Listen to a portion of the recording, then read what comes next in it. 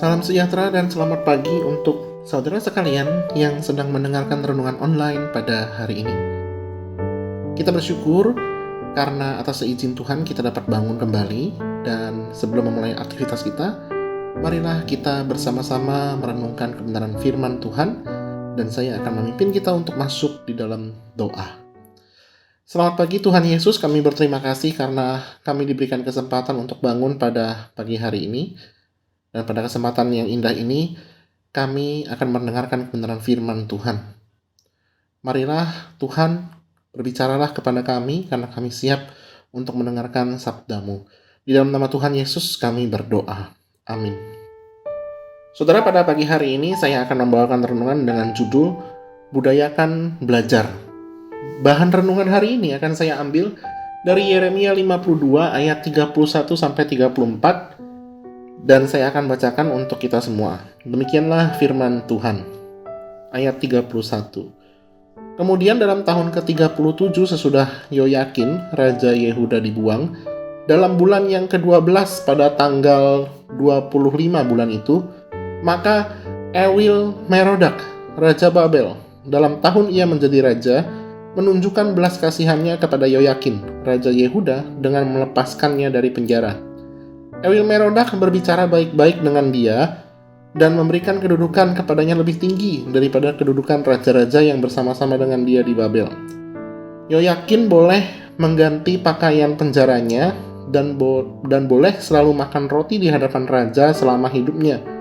Dan tentang belanjanya, Raja Babel selalu memberikannya kepadanya, sekedar yang perlu tiap-tiap hari selama hidupnya sampai hari matinya. Sedemikian jauh pembacaan firman Tuhan. Berbahagialah kita yang bukan hanya membaca tetapi melakukan firman ini dalam hidup kita. Belajar adalah sebuah kegiatan yang selalu dilakukan seumur hidup manusia. Mulai dari belajar berjalan sewaktu kecil, belajar berhitung, lalu ketika dewasa belajar membangun bisnis dan membangun keluarga, sampai ketika lanjut usia, kita semua belajar menerima kenyataan bahwa tidak lama lagi kita akan menghadap Sang Pencipta.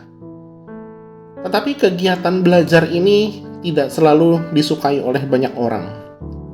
Padahal semua orang akan terus belajar sampai hari kematiannya. Berhubung dengan kegiatan belajar ini, saya melihat bahwa ada seorang tokoh, yaitu Yoyakin, Raja Yehuda. Ketika ia naik tahta pada usia 18 tahun, nampaknya tidak belajar dari pengalaman raja-raja yang gagal sebelumnya. Sehingga ia melakukan apa yang jahat di mata Tuhan, dan pada akhirnya Tuhan menghukumnya. Ia dibuang ke Babel selama 37 tahun. Dan pada tahun ke-37, ia dilepaskan dari penjara. Setelah dilepaskan dari penjara, Yoyakin mendapat perlakuan yang baik dari Raja Babel.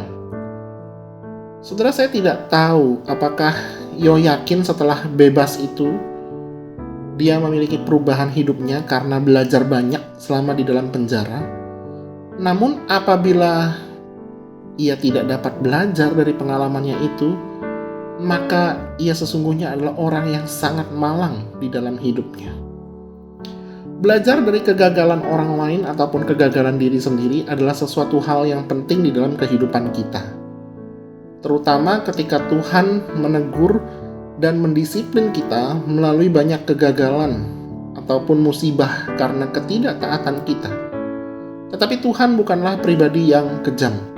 Ia akan menaruh belas kasihannya apabila umatnya dengan sepenuh hati mau bertobat dan kembali kepadanya.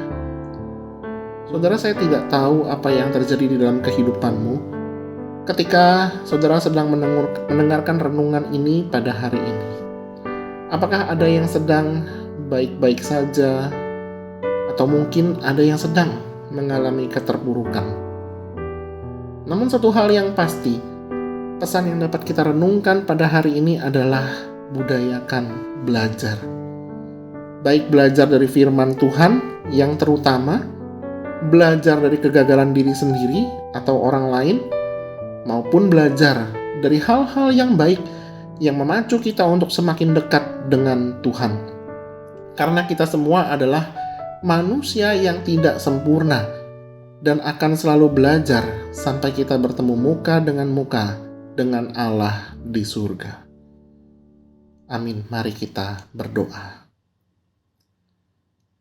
Tuhan, kami sungguh berterima kasih karena Tuhan kembali mengingatkan kami bahwa sesungguhnya kami perlu belajar dari pengalaman hidup kami, dari kegagalan-kegagalan kami, dan terutama kami perlu belajar dari firman Tuhan setiap harinya.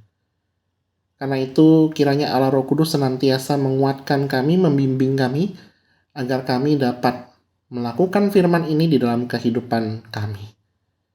Kiranya Tuhan juga memimpin hari ini agar kami boleh hidup sesuai dengan pimpinan-Mu. Terima kasih Tuhan, hanya di dalam nama Tuhan Yesus Kristus kami berdoa. Amin.